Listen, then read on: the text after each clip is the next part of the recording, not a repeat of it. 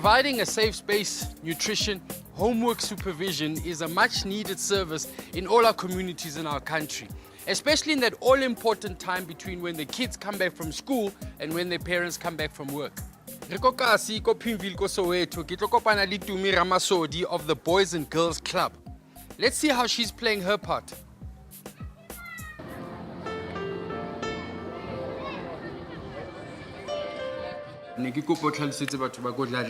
What work do you do specifically more Boys and Girls Club?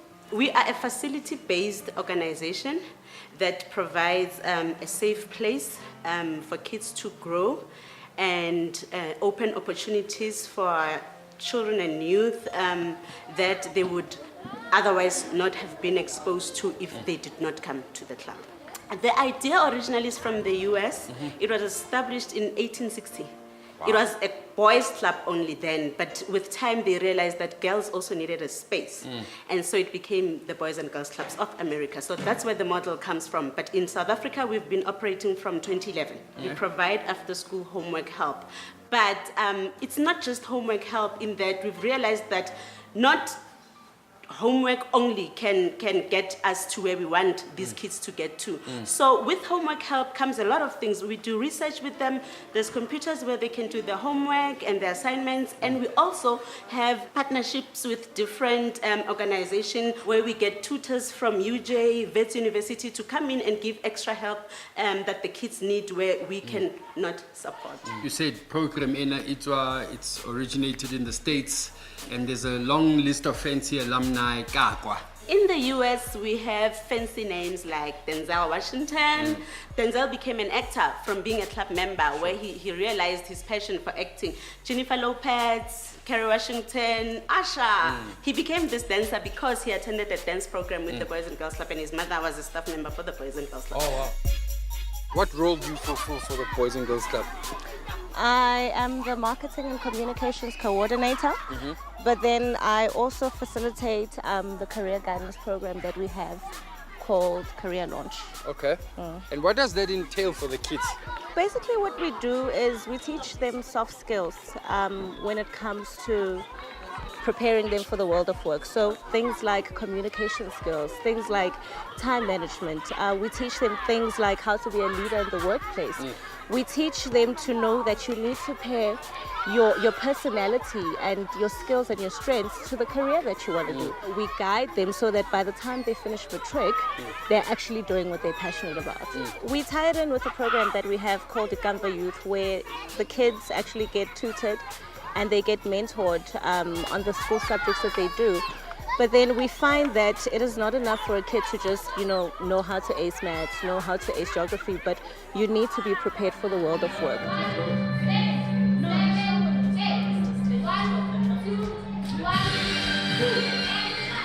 How did you get involved with them? Before I was working for the Boys and Girls Club, I was doing a puppet show across the country with Arab Theatre for Life.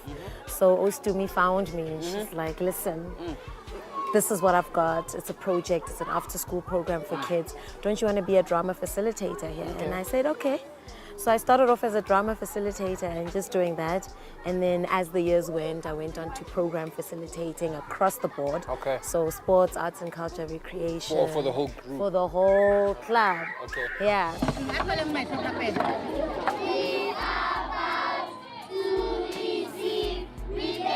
How many kids are you running here? How many enrollees do you have Batlang Mo Boys and Girls Club, Mo Pimville? On the database this year, we have 405 members registered. Mo Pimville? In Pimville only.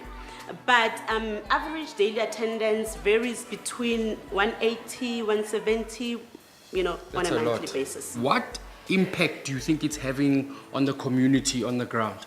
Parents rely on us and on this facility to know that their kids are somewhere safe, somewhere where they are loved, somewhere where they're nurtured and assisted in terms of their academics. And also for the kids, it's a safe place to run away from all those things that happen in the streets when kids come back from school and they're not monitored in the hours where the parents are at work. So far, Kinali, one and then by 2 get it by 2 but like a holidays. Oh, okay. And then Omokolo every day. But 2 million Omokolo 2011.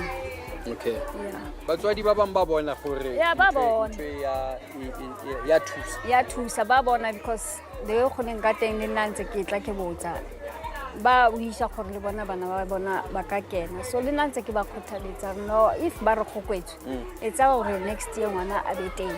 This community owns this place and they own the building. And like I say, you know, sometimes I get calls by a community member to say there's something isn't right. Are you aware of this or that and the other? And also, a few of my staff members, ke bana ba mo community, you know, and so I think the community respects us for that. One of them was a parent, a volunteer Lerona, and ended up becoming a permanent staff member.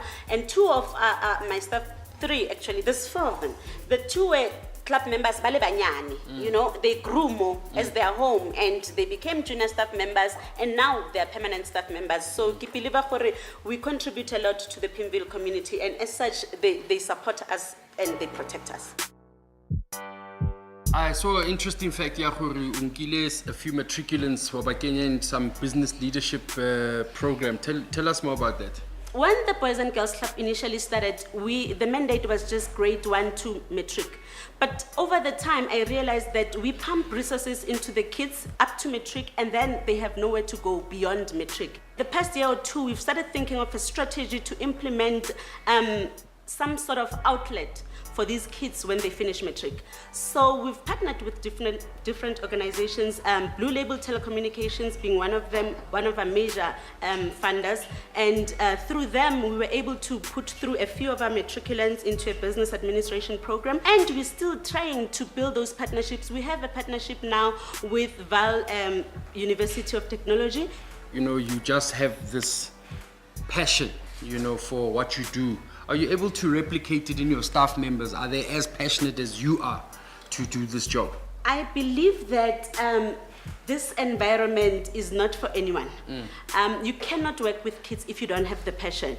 And the support that I give my team in ensuring that they know what to do and they're able to facilitate their programs better speaks a lot to the relationship that I have with them. And also, I believe that what they see in me should speak to them and want to replicate who am I and how I handle the kids and what I do with the kids. I believe that I'm a leader and I'm a mentor to my team as well. The passion that I have for the work that I do rolls down to my team as well. You know, this environment is just too complex. If you don't have the hearts for it, you can never be in this environment. She's the type of leader that leads within the group. Okay. So you constantly feel like you're also in charge and you feel empowered, you know? And then like how Mona interacts with Bana, you feel like, oh, I'm so inspired to also, you know, take that energy and be a part of it. Being part of this, does it give you a sense of purpose? Is it fulfilling to you? I'm passionate about socioeconomic issues. Like, even in a personal capacity, when I was working, I'd always be involved in community projects. I'd always volunteer. I'd try to start up my own, you know, NGOs and things like that. But it's just that it's something that's in my heart, community and youth development. So I love it, love it. We've come very far with the community of Pimville, and where we are now, we are very comfortable in that our parents are very involved in what we do. We have quarterly parents meeting where we discuss challenges, progress, what needs to happen, and our parents are very engaged.